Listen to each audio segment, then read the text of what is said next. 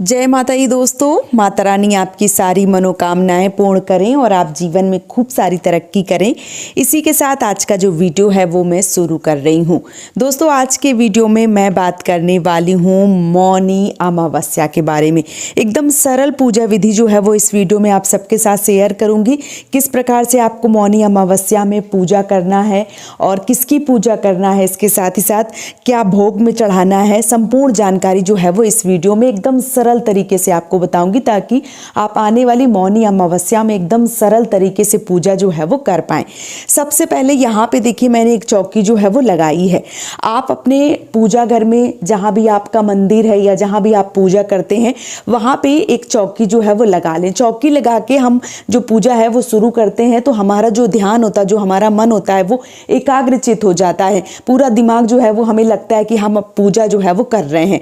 तो इस प्रकार से मैंने जो है वो एक जगह पवित्र कर ली है। वहां पे एक चौकी जो है वो लगा के इस प्रकार से एक वस्त्र बिछा के यहाँ पे मैंने पूजा की संपूर्ण तैयारी जो है वो कर ली है। इसके बाद मैंने क्या किया है, जब मौनी अमावस्या होती है या जब अमावस्या होती है तो भगवान श्री हरि विष्णु की मूर्ति या फोटो, तस्वीर, विग्रह की पूजा होती है, जो भी आपके पास है। और अगर नहीं है तो भगवान श्री कृष्ण का कोई भी रूप आपके पास है, उनकी भी पूजा जो है वो आप कर सकते हैं। मेरे पास जो विग्रह है पीतल का वो नहीं है, इस प्रकार की फोटो है, तो मैं इसी से आप सबको फोटो जो है पूजा जो है वो करके दिखाऊंगी। अगर आपके पास विग्रह है तो आप विग्रह में किस प्रकार से पूजा करेंगे वो भी मैं आप सबको बताऊंगी। तो देखिए यहाँ पे एक जो चौकी है वो मैंने लगा ली है। अब हमें क्या करना है, अब हमें आसन देना है और आसन दे के जो फोटो है वो विराजमान करना है। यहाँ पे मैंने पीले चावल जो है वो ले लिए हैं। आप यहाँ पे थोड़े से तिल जो है वो भी ले सकते हैं, क्योंकि तिल की महत्वता जो है वो सबसे ज़्यादा दी गई है। अमावस्या वाले दिन आप सफ़ेद तिल का दान करें, सफ़ेद चीज़ों का दान करें, सफ़ेद भोग इत्यादि जो भी आप लगाते हैं बहुत ज़्यादा शुभ होता है। यहाँ पे मैंने तस्वीर ली हुई है तो तस्वीर का भाव स्वरूप हम स्नान करवाएंगे।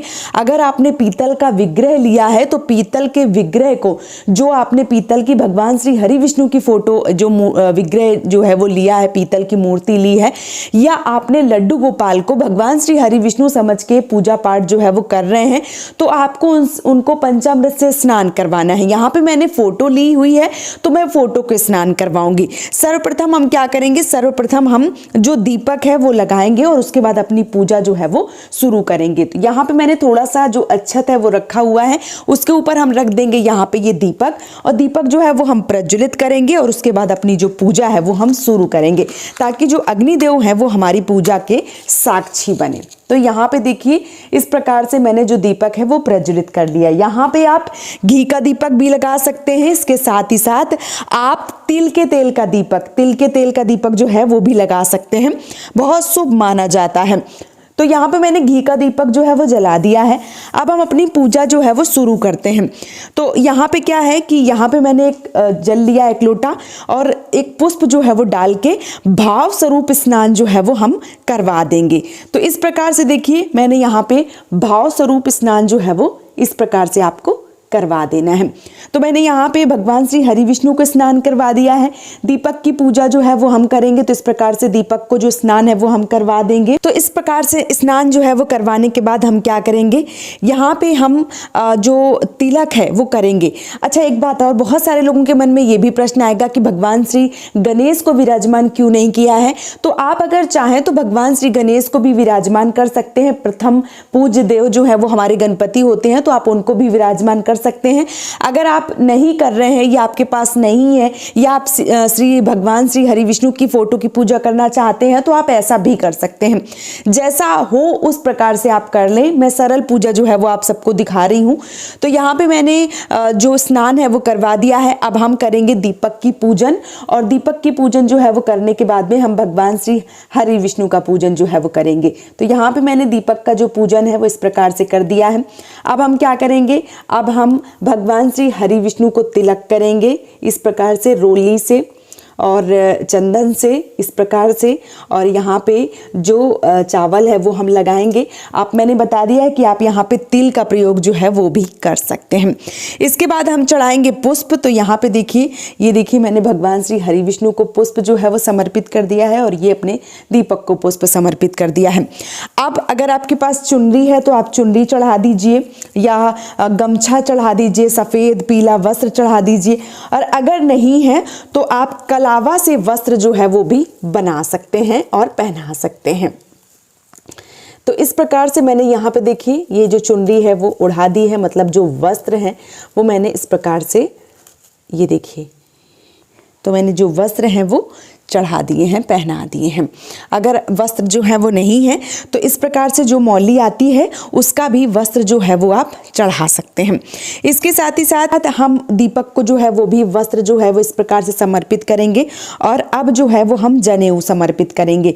तो ये जो जनेऊ है वो इस प्रकार से हम भगवान श्री हरि विष्णु को समर्पित कर रहे हैं। जनेऊ समर्पित करने के बाद में आप जो फल हैं आपके पास, जो भी मिठाइयाँ हैं वो आपको अर्पित करना है।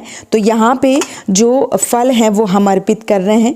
तो इस प्रकार से ये देखिए मैंने फल जो है वो ले लिए हैं और इस प्रकार से जो है वो मैं अर्पित करूँगी। तो यहाँ पे ये देखिए मैंने जो फल है वो रख दिए हैं। जो भी आपके पास है वो आप चढ़ा दीजिए, अगर नहीं है तो कोई दिक्कत नहीं है। ज़रूरी नहीं है कि नहीं आपको चढ़ाना ही है, जो आपको मिल जाए आसानी से वो आपको ज़रूर चढ़ाना है।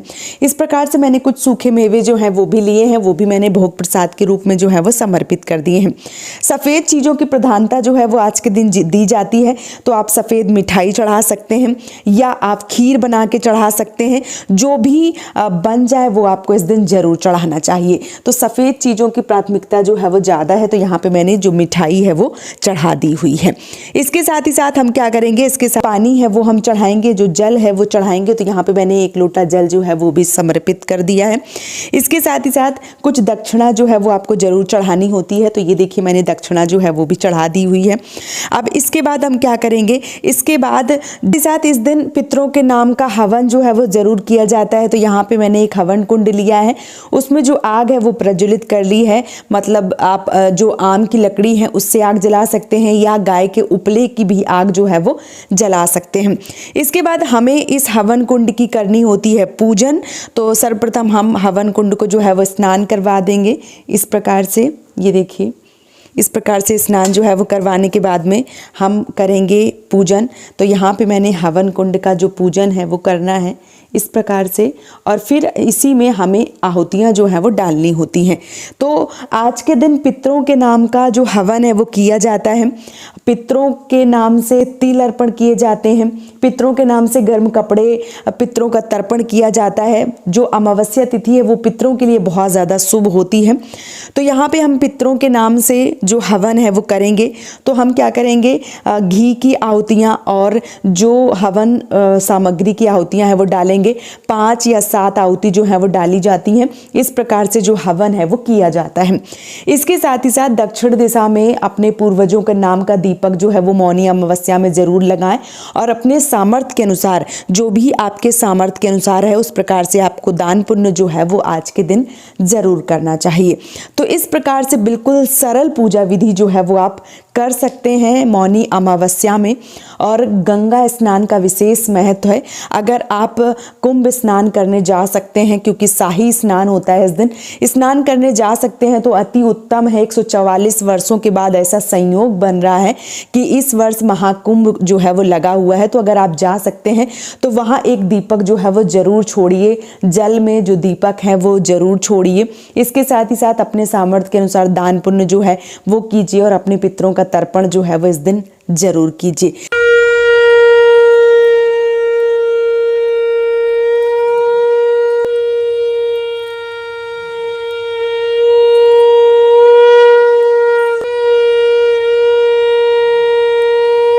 इस प्रकार से जो हवन है वो आपको कर लेना है।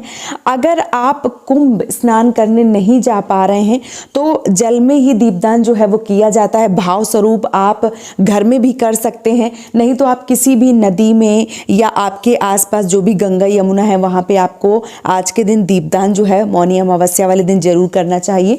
तो अगर आप नहीं जा पा रहे हैं किस प्रकार से आपको जो दीपदान है वो करना है जल में, तो इस प्रकार की कोई भी आप थाली या प्लेट कांसे की या पीतल की ले सकते हैं। फिर उसमें जल जो है वो आपको भरना होता है और जल जो है वो भरकर इसमें आप दीपदान जो है वो कर सकते हैं। तो उसके बाद आपको क्या करना है, गंगा जल डालना है और गंगा जल डालने के बाद इसमें जो पानी है वो डाल देना है, भर देना है इस प्रकार से जैसे आपको नदी जो है वो बना लेनी है। तो इस प्रकार से इसको भरने के बाद में अब जो दीपदान है वो हम इसी में करेंगे। तो मिट्टी का जो दीपक है वो आप ले लीजिए या आप आटे का जो दीपक है वो भी ले सकते हैं। इसके बाद आपको क्या करना है, इस मिट्टी के दीपक में आपको जो दीपदान है वो करना होता है। तो इस प्रकार से जो आपको जल है, जो पानी है वो आपको भर लेना है और इसकी हम पूजन जो है वो करेंगे और इसी में दीपदान जो है वो हम करने वाले हैं। तो इस प्रकार से ये देखिए मैंने यहाँ पे पूजन जो है वो कर लिया है। इसी प्रकार से आपको जो पूजन है वो कर लेना है। अब हम क्या करेंगे, अब हम दीपदान जो है वो करेंगे। तो यहाँ पे मिट्टी का दीपक जो है वो मैंने ले लिया है और इसके साथ ही साथ यहाँ पे तिल के तेल का जो दीपक है वो आप छोड़ सकते हैं जल में, या आप घी का दीपक जो है वो भी जला सकते हैं। यहाँ पे मैं घी का जो दीपक है वो जला रही हूँ। तो इस प्रकार से आपको भाव स्वरूप ये सोचना है कि जैसे आप गंगा यमुना या कुंभ स्नान करने गई हैं और वहीं पे आप जो दीपदान है वो कर रही हैं। तो इस प्रकार से आपको दीपदान जो है वो अवश्य रूप से कर देना है। इसके बाद आपको करनी है आरती और प्रणाम करना है भगवान को और इसी प्रकार से आपको मौनी अमावस्या में पूजा करना है। यहाँ पे सबसे महत्वपूर्ण जो बात है वो ये है कि मौनी अमावस्या वाले दिन मौन रह के पूजन और व्रत जो है वो किया जाता है। जितनी देर आप पूजन करें उतनी देर अपने आप को शांत रखें, बोले नहीं।